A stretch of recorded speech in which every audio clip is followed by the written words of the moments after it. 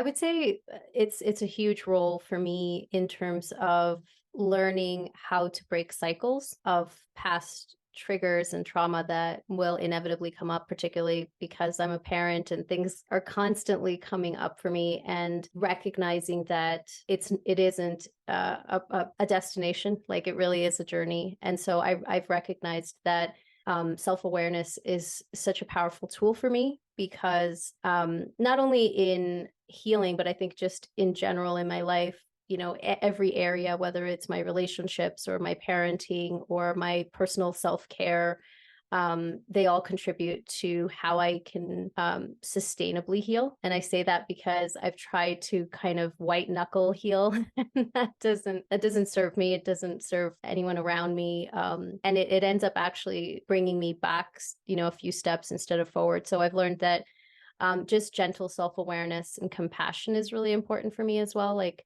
just when I have the self-awareness, also remembering to be compassionate when I am confronting, things that may come up, and trying to, push through them. But instead, when I have that self-awareness, I can be compassionate and take the time that I need instead of trying to just push through it or white knuckle it. So that's been incredibly helpful.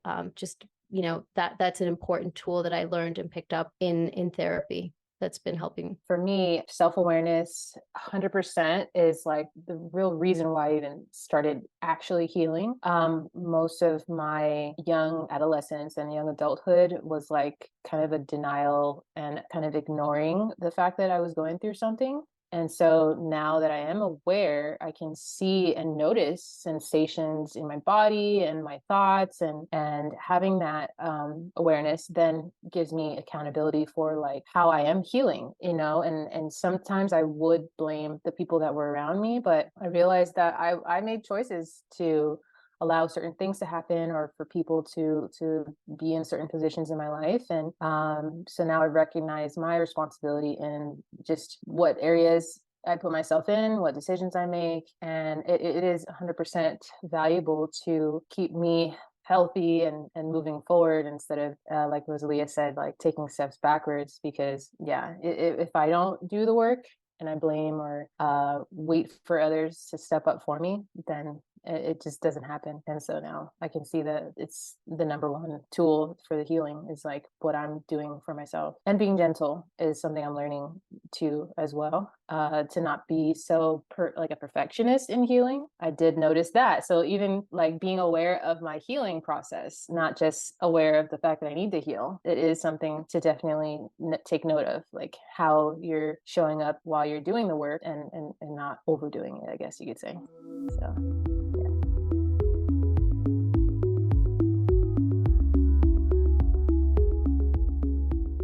So I have my sister is also a survivor. We were abused by the same person, our father, and I early on saw how she reacted.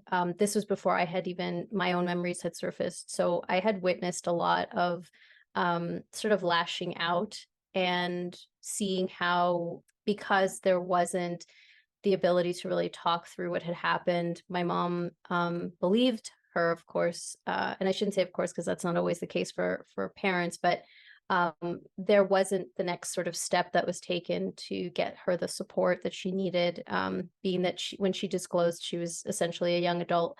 And I think seeing that and realizing that she was blaming everyone, which I could completely understand, of course, but sort of blaming, like, how could you not have known that had happened? And then, of course, blaming so many other people around her, which is, again, understandable. I think was really eye-opening for me early on in my life, and led me to recognize that, it's important to get support, to get therapy or counseling, or find someone that you can talk to about it, because otherwise you're never going to be able to process and then begin your healing journey.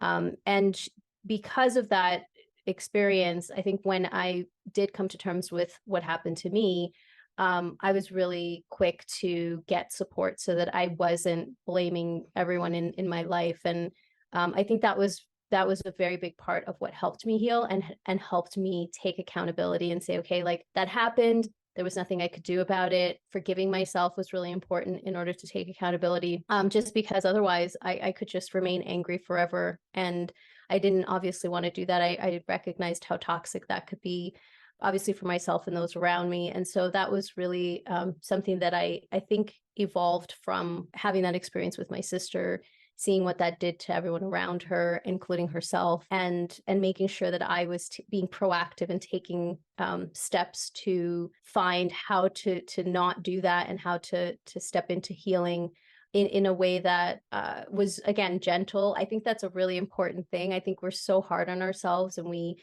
can blame ourselves so much. And in a sense, we think we're taking accountability by blaming ourselves.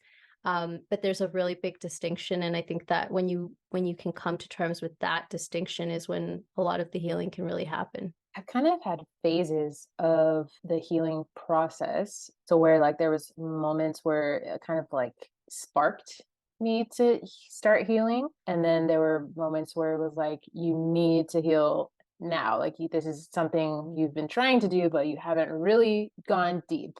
And so the one I would say that would maybe go deep was actually during 2020, like COVID, what's the word? Like not isolation, but staying at home and like being kind of confined to a space. I was married at the time, and also there was a lot of things happening in the world or in the US that sparked my anger towards just injustice. And also sitting still, I was able to like review all of my thoughts, and it kind of came as like anger at first, but then it made me see like, okay, I really need to do something about this. Like I'm too angry for some of these things that are not even having to do with me. So then I got into like really deep trauma therapy, but that still slightly wasn't the full like slap in the face for me. After that, I realized that all of the emotions and everything I was holding on to was affecting my body. And I developed a fibroid that was like 5.5 inches above my uterus. And so I had to have a hysterectomy, and I was 36 at the time, I think. So that was like my first major hospitalization, and my body was really going through it. And within a month, I actually had a small bowel obstruction. So my small intestine got blocked, and I was back in the hospital, and I had to have another surgery. So I have these two big scars, and I was in the hospital for like over a week. And it really made me realize that I was taking for granted, like just living, being able to walk, being able to eat, being able to sleep. And so that was really like, okay, you're doing a lot to try to heal, but there's something that you're not really letting yourself face, that you're responsible for your body. No matter what happened to me, that person, my father, he's already died and passed away. So there's nothing happening now. And the people in my life that I wish would have supported me in certain ways, they can't really physically make the decisions to take care of myself and my physical body. And so that was really what showed me like, this is not a joke. You have to take care of yourself and put a generous effort into like fully diving into what's really underneath. And it was a lot of resentment, anger, and things like that obviously showed up in my physical body. So that was my biggest catalyst for sure.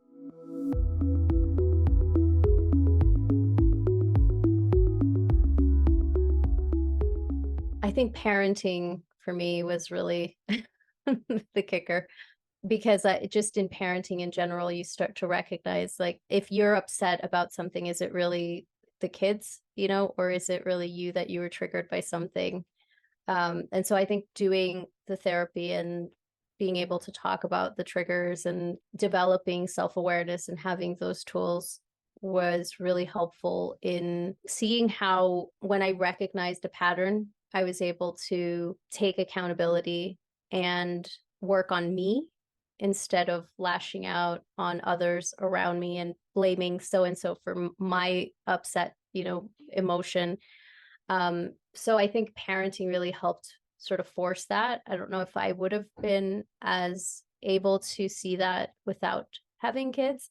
And particularly having 3 young children really tests your ability to step into that self-awareness. And it's even harder when you're sleep deprived and tired and you have kids that need you and you're also trying to heal at the same time. It's a lot. And I think having a good support system has also been really helpful, because when you're able to get out, for me, I'm a verbal processor. And so if I can talk about what I'm feeling and thinking and able to share it openly, verbally, it helps me to just develop that skill of self-awareness. And when I have the ability to do that, and I can, bring myself down from a trigger and have, the logical brain turned on, I can look at what was it in me that was triggered and what was it in me that, I can work on. And again, like, I'll say it again, but just having self-compassion was really big, because then it was easier for me to take accountability and say, okay, I recognize that it was me, that I was projecting or that I was triggered, and I can still give myself a break and apologize, to those around me, if it was warranted, and be able to recognize that that was one step forward. So I think, for me, it was parenting. It's continues to be parenting. It's like, every age and stage gives you new challenges where you recognize that over and over again. And it's been a huge part of my healing in a really beautiful but challenging way. I love that you shared that, Rosalia, because that wasn't quite the direction I was going to answer the question, but I'll start there because I am a step parent, not officially now because I'm just having a divorce, but still, I lived as a step parent for 8 to 9 years, and I noticed how I was affecting her, my daughter, my stepdaughter, and it really let me see how parents can fuck up, not intentionally, and then I was blaming my parents a lot and still hold, some like disappointment or, whatever, but I still have a understanding now of like how challenging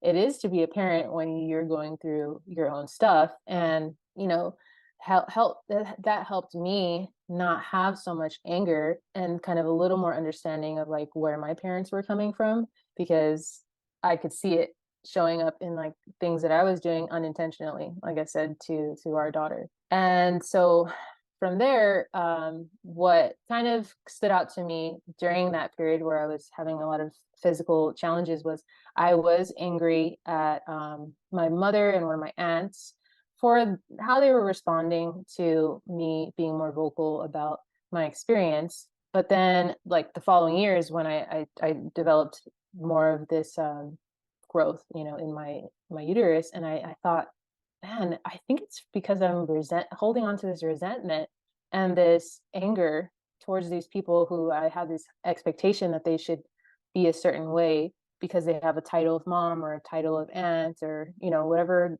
titles we give to people. And I held them accountable to like, you should have done this or you should respond in this way. But then I realized, like, again, they're people just like I'm a person trying to be a parent or trying to be someone else.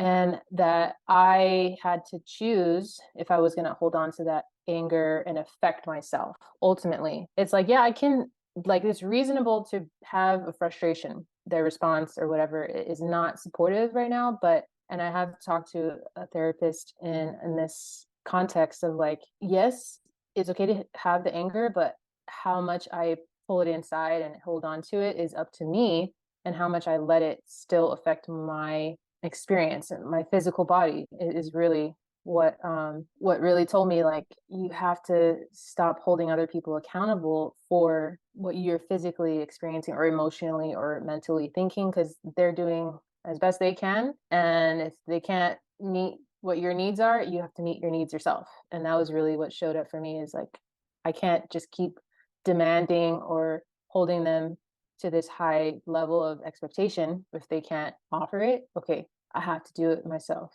And so that's where I took that blame away and started taking my own responsibility.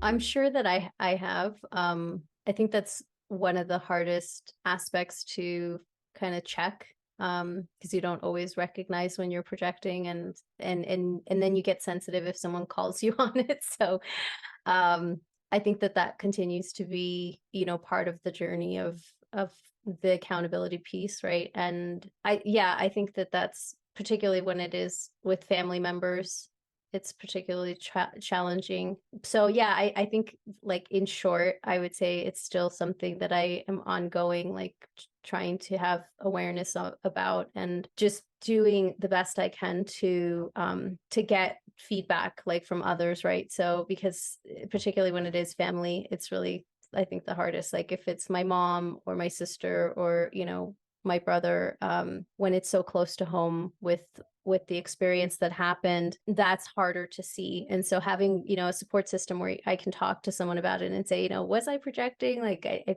just to have that feedback and soundboard is really helpful. So for me, it's just been really important to have someone that I can talk to who's neutral and who, will give me honest opinions on it. And there's been times where I think, oh, I think I'm doing well. I don't really need to see anybody anymore. And then, like, 6 months later, I'm like, I think I need to I think I need to go back because of those kinds of things. And I think sometimes they get heightened if I'm not being conscious of self-care practices, if I'm not being conscious of getting enough sleep and eating well, and just some stuff that seems so basic, I fall off, and I, and then I'll blame other people for the fact that I didn't take care of myself, or I didn't do the thing, and so it's really helpful to have ongoing support. I think for me in particular, especially because of the work that I do, it can get so heavy and I can get so angry at the world, and then I'm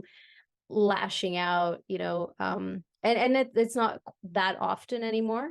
And so I see that as progress. But yeah, I think having an honest, neutral voice that can give me feedback is really helpful for me to be able to keep checking myself in those times when I'm projecting. Projection is not so much a word that I am aware of in my daily life. I'm sure it happens, but I don't notice it as much as I could describe.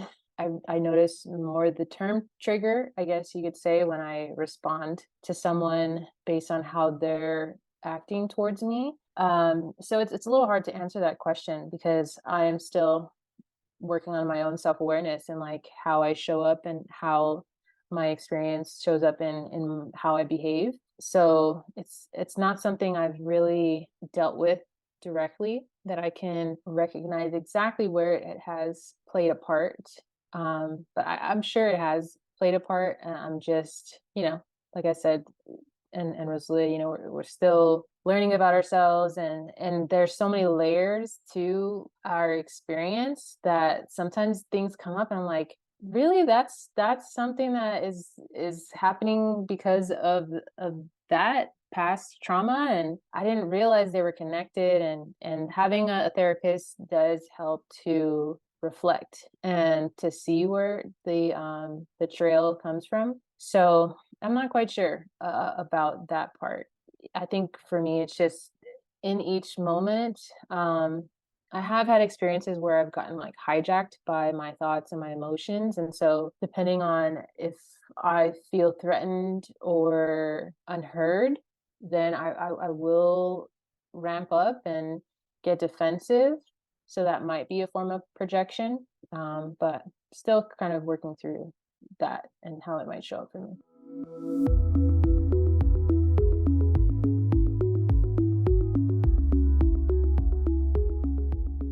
I think for me, it's been what I'd like to share is there is so much empowerment in accountability, and the yeah, I think that's probably the best way to say it. Like, for me, it has been such an empowering experience, and it's really helped to guide every aspect of my life. So whenever I see a school not taking responsibility or not doing what they're supposed to be doing, instead of just getting angry, I get strategic and I go, okay, what can I do that can help move the needle, for that particular situation. Or as it relates to my kids, helping them develop autonomy, which is part of the work that I do in teaching body safety, is like, we tend to want to tell kids what to do all the time, and then they can lash out and say, well, you don't let me do this and you don't let me do that. And when I flip it to remembering that accountability is part of autonomy, right? And being responsible for yourself, it really helps me have deeper conversations with my kids about, well, if you don't want to brush your teeth, then, we're going to have to like get rid of the candy because, and that's fine if you don't want to brush. It's your body and you have to be responsible, but I'm not going to contribute to like, these things that are going to make it worse. And so I can have a conversation, where they recognize that taking accountability is part of the responsibility of taking care of yourself. And so it's a good reminder for me, that that's how I have to step into the world, because I want to model that for them. So it's been really empowering, because I didn't get to call the shots when I was a kid, and I didn't get to do, and so that made it easy for me to blame everyone else. And so when I look at accountability now, I really look at it as an empowering model to live my life, because I don't feel like the victim anymore. And I think that's part of what has helped me identify more as a thriver, even because I acknowledge that I have power to do something about my situation. So if you change your perspective on it and realize that it's something that can help you have more direction in your life, because and it's not to say we have more control, because that's an illusion, but to say, okay, well, what can I do about it, right? And I always look back at this quote that I kind of live by now, which is, things work out better. How does it go? Things turn out best for the people who make the best of the way things turn out. And so if we, look at that as a way to remember that accountability can set you free in a way and can help you take whatever situation you're in and look at, the more positive aspects, and what can I, what is the opportunity here to learn something, to grow, all of that can really help guide you in a better direction in your life, so that you stop feeling so powerless, and giving power to everyone else really, is really, what I would say is my advice to just shift the perspective. I 100% agree with Rosalia, and I appreciate you bringing that to our attention, is that it is a place of power, that I can take care of myself, and it is only me that can really make myself feel better.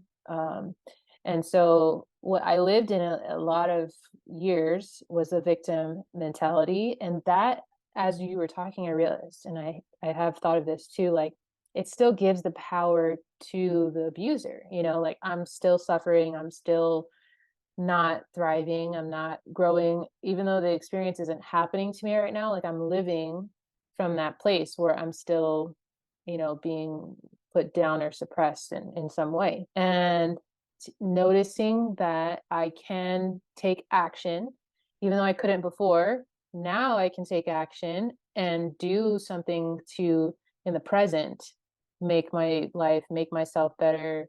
It's like, no, they don't have complete and 100% power over my life and my experience anymore, right? And so that reminds me that I am worth taking the time to care about myself enough to take that responsibility back and take the blame off of someone else. Like, you should have treated me better, you should have, done these things for me. And it's like, well, that's true of the past, but now I have to do that for myself.